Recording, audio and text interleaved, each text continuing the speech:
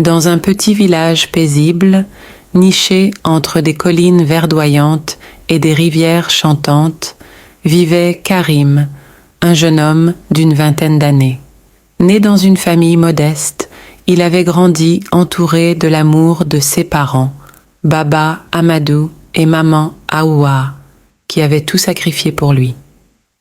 Malgré leurs faibles moyens, il s'était assuré qu'ils reçoivent une éducation et qu'ils ne manquent de rien. Cependant, au fil des années, Karim avait changé. Devenu arrogant et imbu de lui-même, il méprisait ses parents qu'il considérait comme un poids inutile. Pour lui, ils étaient vieux, lents et ignorants. Plutôt que de leur être reconnaissant, il passait son temps à les humilier et à leur crier dessus.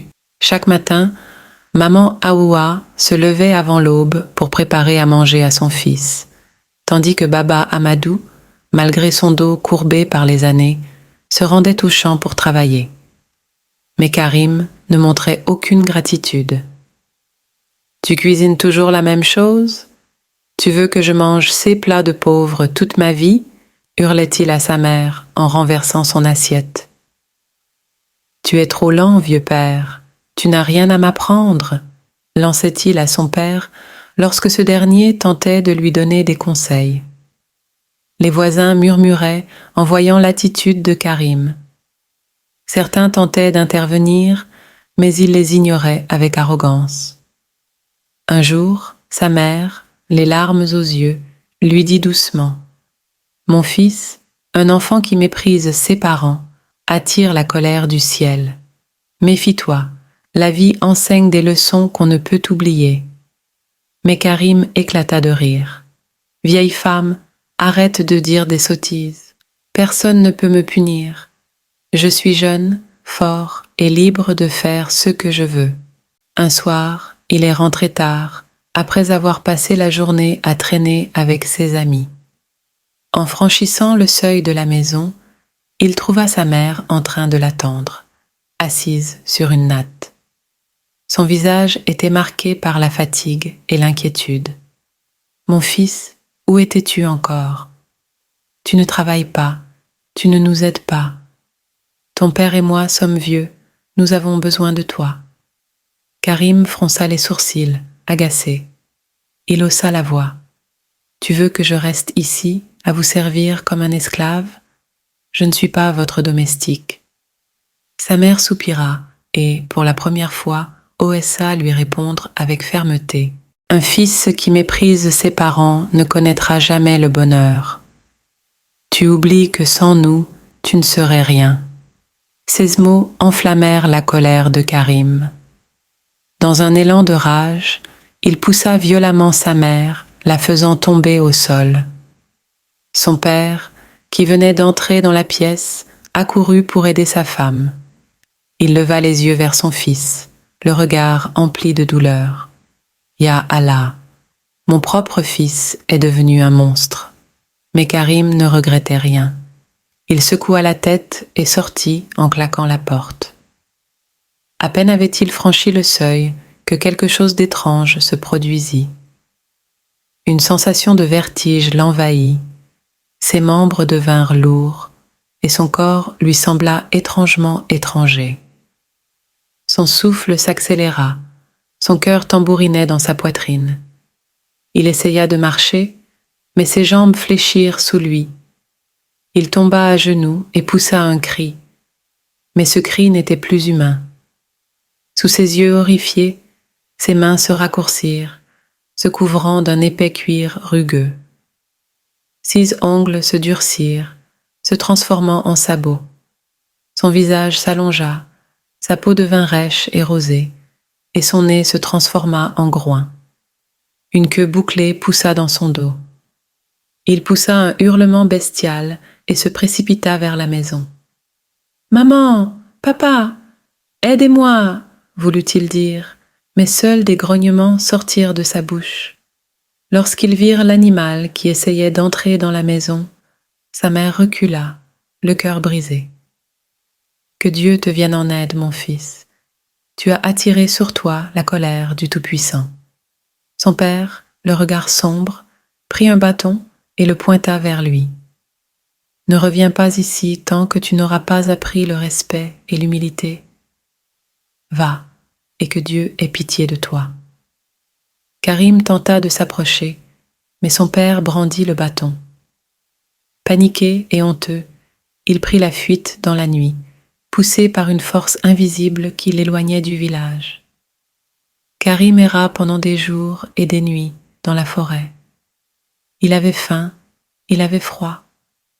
Il voulait parler, demander de l'aide, mais aucun mot ne sortait de sa bouche. Il ne pouvait que grogner et fouiller le sol à la recherche de nourriture comme un animal. Il tenta plusieurs fois de retourner au village, mais chaque fois qu'il s'approchait, les habitants le chassaient à coups de pierre et de bâtons. « Va-t'en, bête maudite !» criait-il.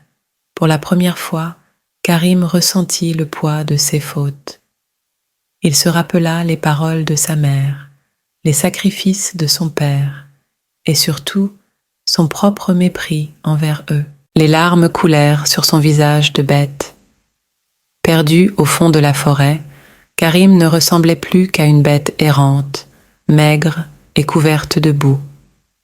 Le jeune homme, autrefois fier et arrogant, se retrouvait maintenant réduit à l'état d'un porc chassé par tous. La faim le rongeait. Il ne pouvait plus manger ce qu'il aimait autrefois. 6 mains, désormais des sabots, ne lui permettaient plus de tenir quoi que ce soit. Il était condamné à fouiller la terre pour chercher des racines et des fruits tombés. Le premier soir, il s'approcha d'un ruisseau pour boire. Lorsqu'il vit son reflet dans l'eau claire, il sursauta de peur. « Ce n'est pas moi, ce n'est pas moi !» voulut-il crier. Mais aucun mot ne sortit, seulement des grognements lugubres. Il recula, horrifié. Il voulait fuir cette image, mais où pouvait-il aller? La nuit tomba, froide et silencieuse. Karim grelottait. Il se roula en boule sous un arbre, espérant que tout cela n'était qu'un cauchemar. Mais au matin, la réalité le frappa de plein fouet. Il était toujours un porc, et personne ne viendrait le sauver. Poussé par le désespoir, Karim tenta de retourner au village. Il avançait en titubant, espérant que ses parents lui pardonneraient. Lorsqu'il arriva à l'entrée, un groupe d'enfants le vit et se mit à crier « Regardez, un énorme cochon !» Les adultes accoururent et, voyant l'animal, saisirent des pierres et des bâtons. « Dégage, va-t'en d'ici !» hurla un vieillard. Une pierre vola et le frappa au flanc. Karim comprit qu'il n'avait plus sa place parmi les siens. Honteux et blessé, il tourna les talons et s'enfonça de nouveau dans la forêt. Le temps passa. Les jours se transformèrent en semaines. Karim ne savait plus combien de temps il avait vécu ainsi. Il n'était plus qu'une créature misérable. Il passait ses journées à errer, ses nuits à pleurer. C'est alors qu'une pensée le frappa. Tout ceci, c'est ma faute. Pourquoi n'avait-il pas écouté? Maman, papa, pardonnez-moi.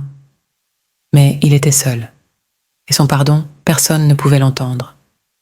Un matin, à bout de force, Karim s'effondra au pied d'un arbre, prêt à abandonner. Son corps amaigri tremblait, son souffle était court. C'est à ce moment-là qu'une ombre apparut devant lui. Un vieil homme à la barbe blanche, vêtu d'un long boubou, le regardait avec sagesse. « Subhanallah, qui es-tu, pauvre créature ?» murmura l'homme. Karim leva les yeux, un espoir renaissant au fond de lui. Il ne le savait pas encore. Karim leva péniblement la tête. Son corps amaigri tremblait sous la fatigue et la faim. Devant lui se tenait un vieil homme à la barbe blanche, vêtu d'un long boubou immaculé. Ses yeux étaient empreints de sagesse et de bienveillance. L'homme s'accroupit doucement, scrutant la bête misérable qu'il avait devant lui. « Pourquoi as-tu l'air si triste ?» Karim grogna faiblement. Il voulait parler, supplier cet homme de l'aider, mais aucun mot ne sortait.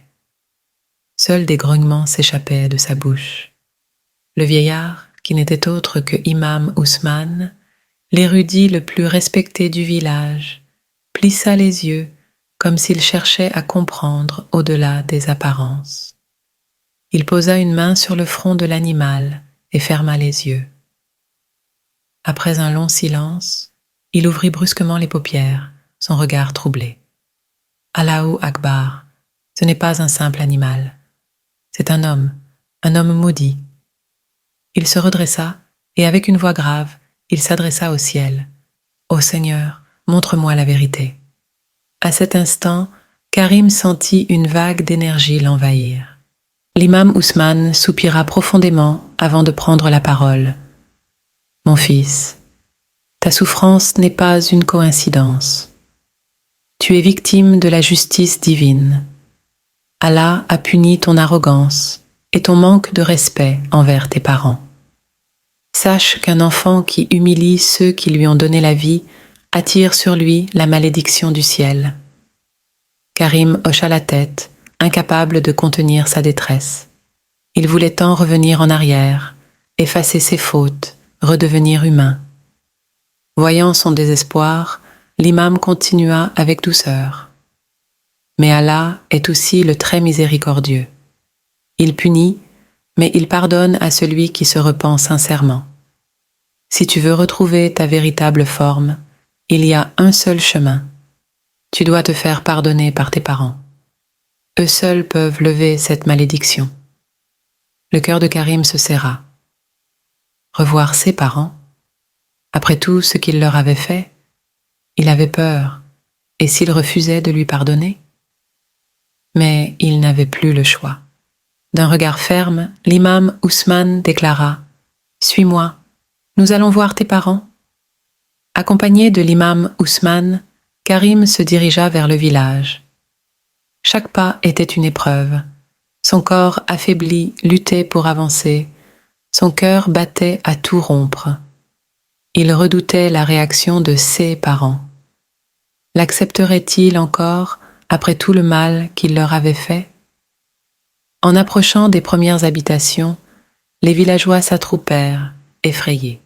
« Regardez, c'est encore ce maudit cochon !» cria une femme en attrapant un bâton. « Pourquoi l'imam est-il avec lui ?» murmura un vieillard, intrigué. D'un geste apaisant, Imam Ousmane leva la main. « N'ayez crainte, ce n'est pas un simple animal, c'est un homme puni pour son arrogance et son mépris envers ses parents.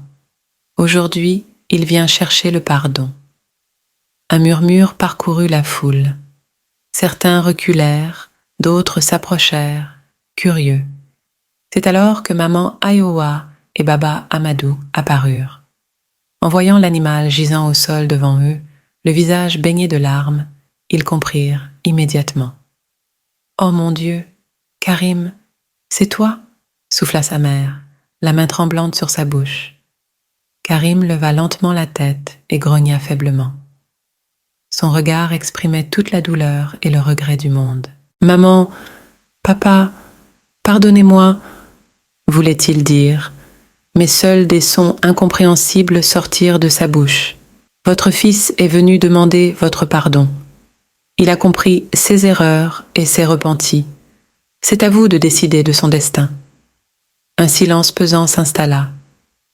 Baba Amadou s'avança, le regard sévère. « Karim, mon fils, nous t'avons tout donné. Notre amour, nos sacrifices, et en retour, tu nous as humiliés. Tu nous as fait souffrir plus que quiconque. » Karim baissa la tête, honteux. Mais soudain, son père soupira et son visage s'adoucit. « Mais malgré tout, tu restes notre fils. » Il posa une main sur la tête du porc et murmura « Je te pardonne. » Maman Awa, les larmes aux yeux, s'agenouilla à son tour et caressa doucement la tête de son fils.